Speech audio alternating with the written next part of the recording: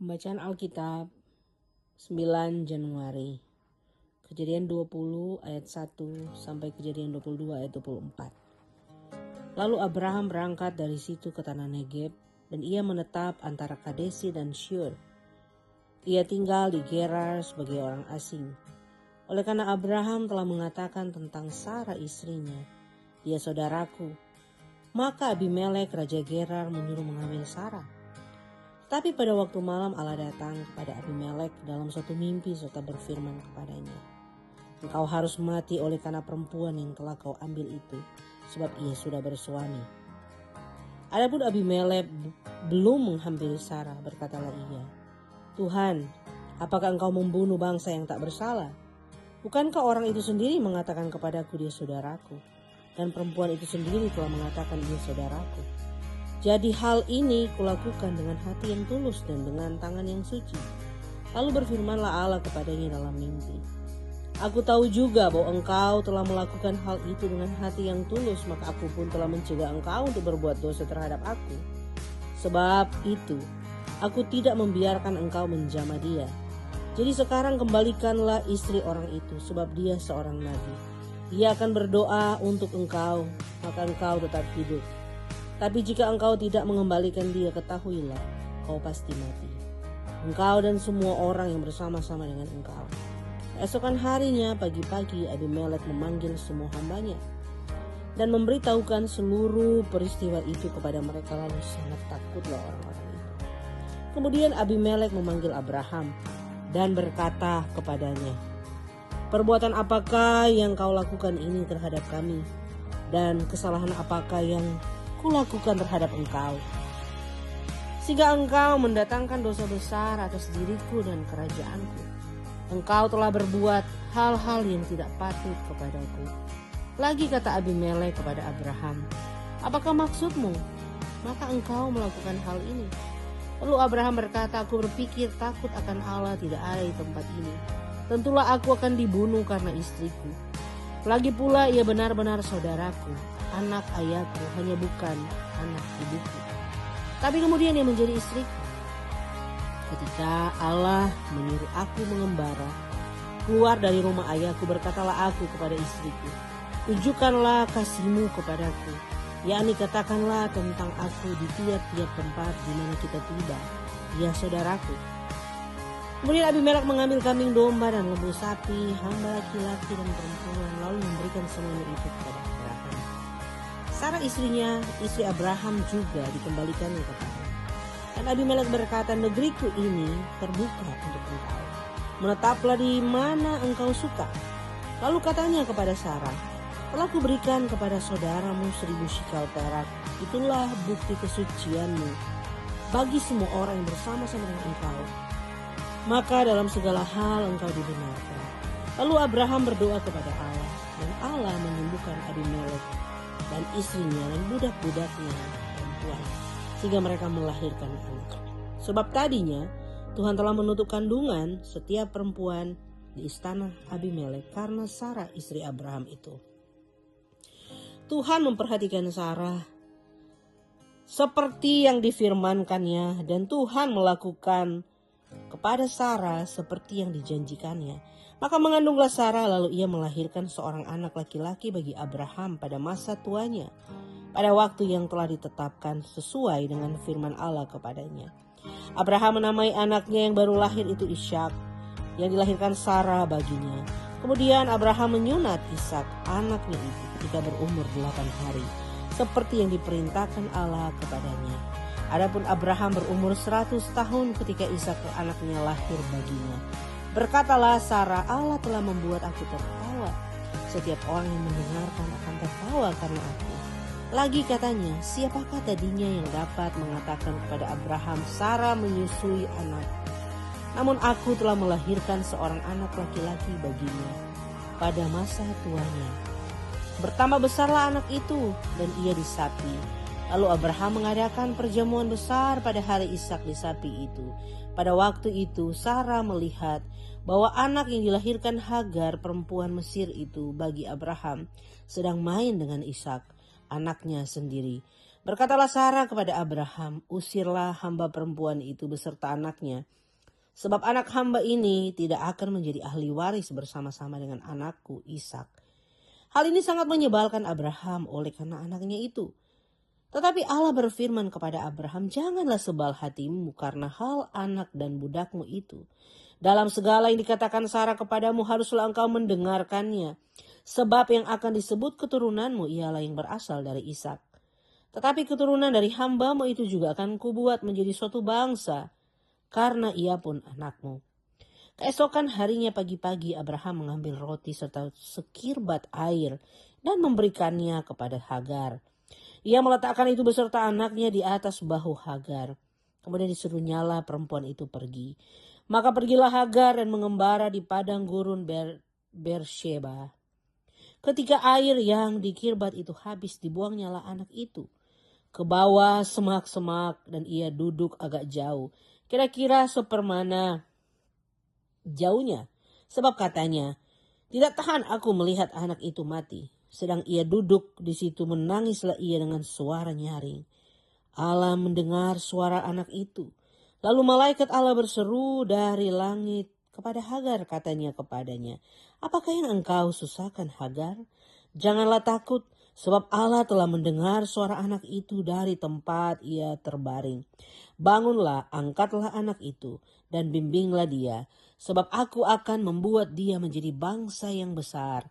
Lalu Allah membuka mata Hagar, sehingga ia melihat sebuah sumur. Ia pergi mengisi kirbatnya dengan air. Kemudian diberinya anak itu minum. Allah menyertai anak itu sehingga ia bertambah besar. Ia menetap di padang gurun dan menjadi seorang pemanah. Maka tinggallah ia di padang gurun Paran. Dan ibunya mengambil seorang istri baginya dari tanah Mesir. Pada waktu itu Abimelek beserta Pikhol, panglima tentaranya, berkata kepada Abraham, Allah menyertai engkau dalam segala sesuatu yang engkau lakukan. Oleh sebab itu bersumpahlah kepadaku di sini demi Allah, bahwa engkau tidak akan berlaku curang kepadaku, atau kepada anak-anakku, atau kepada cucu cicitku, supaya dengan persahabatan yang kulakukan kepadamu, demikianlah harus engkau berlaku kepadaku, dan kepada negeri yang kau tinggali sebagai orang asing. Lalu kata Abraham, aku bersumpah. Tapi Abraham menyesali Abimelek tentang sebuah sumur yang telah dirampas oleh hamba-hamba Abimelek. Jawab Abimelek, aku tidak tahu siapa yang melakukan hal itu. Lagi tidak kau beritahukan kepadaku, dan sampai hari ini belum pula aku dengar. Lalu Abraham mengambil domba dan lembu dan memberikan semuanya itu kepada Abimelek. Kemudian kedua orang itu mengadakan perjanjian. Tetapi Abraham memisahkan 7 anak domba betina dari domba-domba itu. Lalu kata Abimelek kepada Abraham, untuk apakah 7 anak domba yang kau pisahkan ini? Jawabnya, 7 anak domba ini harus kau terima dari tanganku untuk menjadi tanda bukti bagiku bahwa akulah yang menggali sumur ini. Sebab itu orang menyebut tempat itu Beersheba, karena kedua orang itu telah bersumpah di sana. Setelah mereka mengadakan perjanjian di Beersheba, pulanglah Abimelek beserta Pikol, panglima tentaranya, ke negeri orang Filistin. Lalu Abraham menanam sebatang pohon tamariska di Beersheba dan memanggil di sana nama Tuhan Allah yang kekal. Dan masih lama Abraham tinggal sebagai orang asing di negeri orang Filistin. Setelah semuanya itu Allah mencoba Abraham. Ia berfirman kepadanya, Abraham, lalu sahutnya, ya Tuhan. Firman-Nya, ambillah anakmu yakni tunggal itu, ya engkau kasihi, yakni Ishak, pergilah ke tanah Moria dan persembahkanlah dia di sana sebagai korban bakaran pada salah satu gunung yang akan kukatakan kepadamu. Keesokan harinya pagi-pagi bangunlah Abraham, ia memasang pelana keledainya dan memanggil 2 orang bujangnya beserta Ishak anaknya. Ia membelah juga kayu untuk korban bakaran itu. Lalu berangkatlah ia dan pergi ke tempat yang dikatakan Allah kepadanya. Ketika pada hari ketiga Abraham melayangkan pandangnya, Kelihatanlah kepadanya tempat itu dari jauh. Kata Abraham kepada kedua bujangnya itu, "Tinggallah kamu di sini dengan keledai ini. Aku beserta anak ini akan pergi ke sana. Kami akan sembahyang, sesudah itu kami kembali kepadamu." Lalu Abraham mengambil kayu untuk korban bakaran itu dan memikulkannya ke atas bahu Ishak, anaknya. Sedang di tangannya dibawanya api dan pisau. Demikianlah keduanya berjalan bersama-sama. Lalu berkatalah Ishak kepada Abraham ayahnya, "Bapa." Saud Abraham, "Ya anakku." Bertanyalah ia, "Di sini sudah ada api dan kayu, tetapi di manakah anak domba untuk korban bakaran itu?" Saud Abraham, "Allah yang akan menyediakan anak domba untuk korban bakaran baginya, anakku." Demikianlah keduanya berjalan bersama-sama. Sampailah mereka ke tempat yang dikatakan Allah kepadanya. Lalu Abraham mendirikan mezbah di situ. Disusunnyalah kayu, diikatnya Ishak anaknya itu dan diletakkannya di mezbah itu di atas kayu api. Sesudah itu Abraham mengulurkan tangannya lalu mengambil pisau untuk menyembelih anaknya. Tetapi berserulah malaikat Tuhan dari langit kepadanya, "Abraham, Abraham." Sahutnya, "Ya Tuhan." Lalu ia berfirman, "Jangan bunuh anak itu dan jangan kau apa-apakan dia. Sebab telah kuketahui sekarang bahwa engkau takut akan Allah dan engkau tidak segan-segan untuk menyerahkan anakmu yang tunggal kepadaku." Lalu Abraham menoleh dan melihat seekor domba jantan di belakangnya yang tanduknya tersangkut dalam belukar. Abraham mengambil domba itu lalu mengorbankannya sebagai korban bakaran pengganti anaknya. Dan Abraham menamai tempat itu Tuhan menyediakan. Sebab itu sampai sekarang dikatakan orang di atas gunung Tuhan akan disediakan. Untuk kedua kalinya berserulah malaikat Tuhan dari langit kepada Abraham. Katanya, "Aku bersumpah demi diriku sendiri. Demikianlah firman Tuhan. Karena engkau telah berbuat demikian dan engkau tidak segan-segan untuk menyerahkan anakmu yang tunggal kepadaku, maka aku akan memberkati engkau berlimpah-limpah dan membuat keturunanmu sangat banyak seperti bintang di langit dan seperti pasir di tepi laut, dan keturunanmu itu akan menduduki kota-kota musuhnya. Oleh keturunanmu lah semua bangsa di bumi akan mendapat berkat, karena engkau mendengarkan firmanku." Kemudian kembalilah Abraham kepada kedua bujangnya dan mereka bersama-sama berangkat ke Beersheba. Dan Abraham tinggal di Beersheba. Sudah itu Abraham mendapat kabar juga Milka telah melahirkan anak-anak lelaki bagi Nahor, saudara Muus, anak sulung, dan Bus adiknya, dan Kemuel ayah Aram, juga Keset, Haso, Pildasi, Yitlaf, dan Betuel. Dan Betuel memperanakan Ribka. Kedelapan orang inilah dilahirkan Milka bagi Nahor, saudara Abraham itu. Dan gunik Nahor yang namanya Reuma melahirkan anak juga, yakni Teba, Gaham, Tahasi, dan Maakha. Pembacaan Alkitab dari Perjanjian Baru.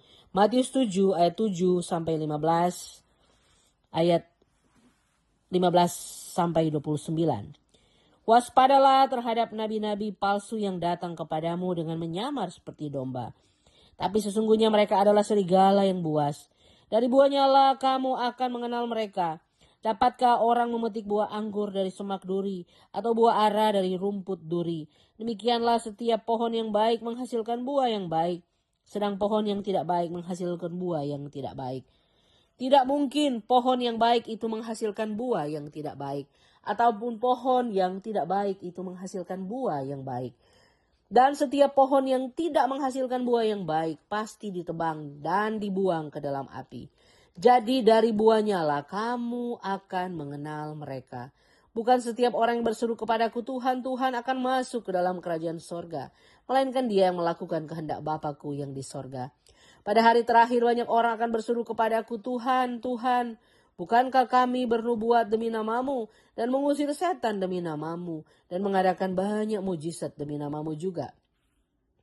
Pada waktu itulah aku akan berterus terang kepada mereka yang berkata, aku tidak pernah mengenal kamu. Enyalah daripadaku kamu sekalian pembuat kejahatan. Setiap orang yang mendengarkan perkataanku ini dan melakukannya, ia sama dengan orang yang bijaksana yang mendirikan rumahnya di atas batu.